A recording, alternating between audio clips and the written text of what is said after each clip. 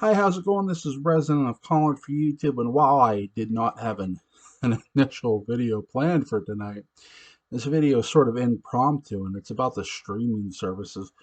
Look, I love old shows. Hell, my favorite show is Dark Shadows, and it's from the 60s. But new content is, well, king. Let me put it this way. I'm not paying for Paramount Plus just for the 10 Friday the 13th movies that are on there. Hell, I already goddamn own them on DVD, and I own the box set too. I'm paying for the new content. I'm paying for Halo, the Halo series. And no, I've never played the games. I'm paying for the new Picard series. Let's say Paramount decides to cancel those series. Well, then I would be canceling my subscription service. And I'm again, this goes back to, do you want to become prisoner to a stream? I know I'm not saying that that's happening. I'm just giving that as an example. I'm about to use Netflix as the same example. I'm not paying for Netflix just to watch Star Trek Deep Space Nine or something I already own. I'm paying for the new content. So when they can start canceling new series left and right, like Article 81, Cowboy Bebop, and other said things that I like, it makes me really question of, do I want to keep the streaming service around? And you might say, well, Resident of Collinwood, hey, that streaming service could pick up the new Dark Shadows. You're absolutely right, it could, and it could turn right back around and cancel it all after one season, just like they did with Article 81. What you got to really start asking yourself is this: how much new content are you actually paying for?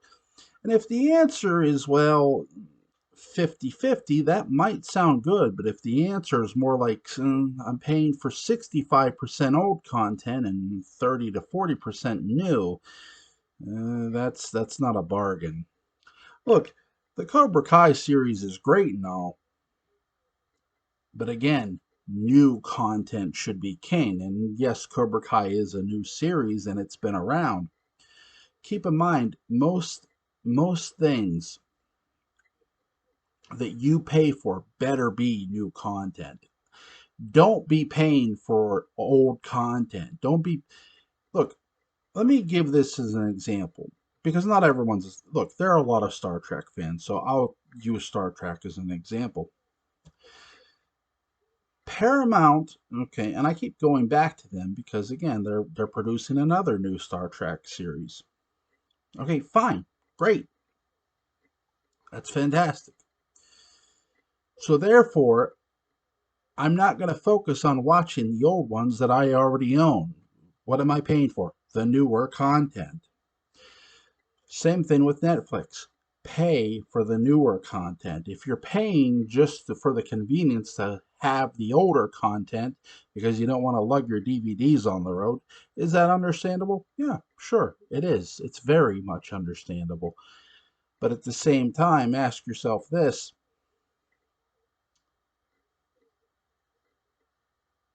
though the convenience is easier,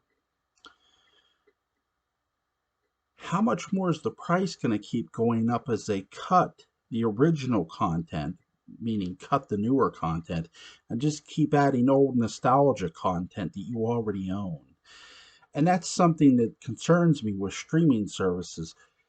My hope is that this was not a long-term ploy by movie studios just to cut the legs out from underneath the Blu-ray sales.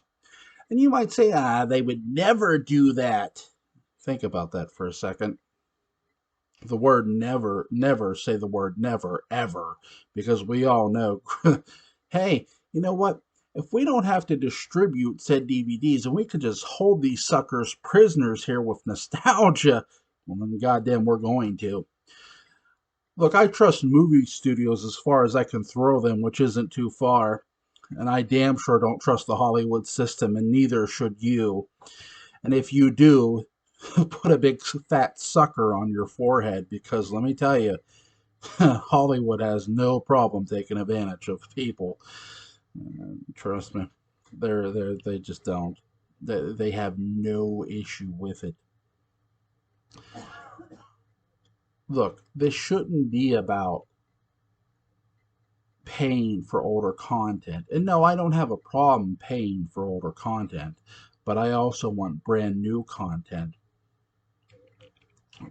No, let me stress this because some WWE idiot might get this confused. New and entertaining content, not lack of entertaining content. I don't want WWE to get mixed signals here. And yes, I've literally slapped everybody in this process. See how that works? Look, I don't sugarcoat nothing on this channel, and that's something you should know about me very much up front. I've never sugarcoated anything on this channel, and I'm not going to for censorship, political gain, or anything else. I'm going to give it to you straight and direct, and that's something I do. I'm not here with a political agenda. I'm not here with a political motive. I'm not here to bury any one stream or anybody else. But at the same time, when I sit here and tell you I'm not going to pay for, something I already own, that's just facts. I'm not. And it's the same thing. What did I just say about Paramount? I'm not going to pay for the 10 Friday the 13th movies I already own. I already own them. I'm paying for the new content. I'm not going to sit there and pay to watch Once Upon a Time in the West. I already own it. I'm not going to sit there and pay to watch Rio Bravo. I already own it. You get my meaning. I'm not going to sit there and pay to watch Shane. I already own the Blu-ray. See, it'd be the same. Okay, let me give a real good example. Yes, the Dark Shadows series, the complete 60 series, is on is on Tubi, and Tubi is free, and that's great. But at the same time, if Tubi starts charging you, and look, Tubi has a lot of old nostalgia on it too, and yes, some new stuff. But at the same time, if Tubi decided to start charging you, you need to start raising eyebrows. I'm not saying they're going to or will, but at the same time, be prepared for anything because you don't want to get caught with your pants down with this situation. And I mean that. Don't become prisoner of said streaming services or streams in general, really. Look, keep in mind what we've all been talking about. Physical media is, well, king. And don't become prisoner to said streaming services. Buy physical media. Look, I bought the Jonathan Frid document, Dark Shadows and Beyond, the Jonathan Frid story, right? I don't care how many streaming services on, there's nothing you could do to make me give up buying that DVD. The power is in your hands, and keep that in mind. Quite literally, the power is literally in your hands and in your wallet. So when you go to the DVD section, buy the physical copy. Don't say, "Oh, it's on the streaming networks." No, no, no, no, no, no, no. That's exactly what they want you to think and want you to do. "Oh, it's on the stream. I can just watch it on there any given time I want." Yeah, keep that in mind once they pull it off in favor of something else, whether it's old or new. And keep in mind, you might not want to pay $60 for that Thundercats DVD set, Jack, but I guarantee you'll want to pay for it once somebody puts it on a stream and then the stream decides to take it off in favor of something else. Or, keeps it on there because they don't want to put any new content on said streaming service.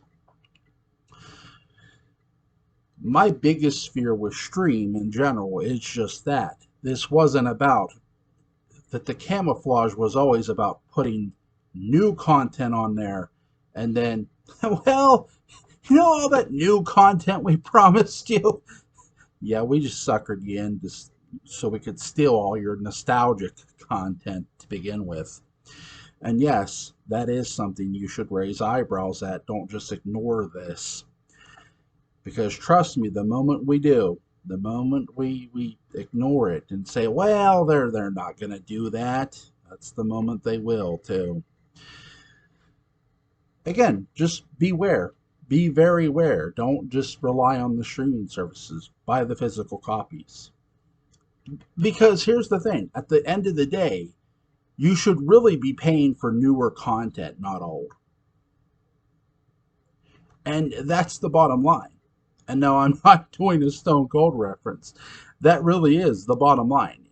At the end of the day, you should be paying for newer content, not content you already own on a Blu ray or DVD. And that's just how I feel about it. You guys have a great night.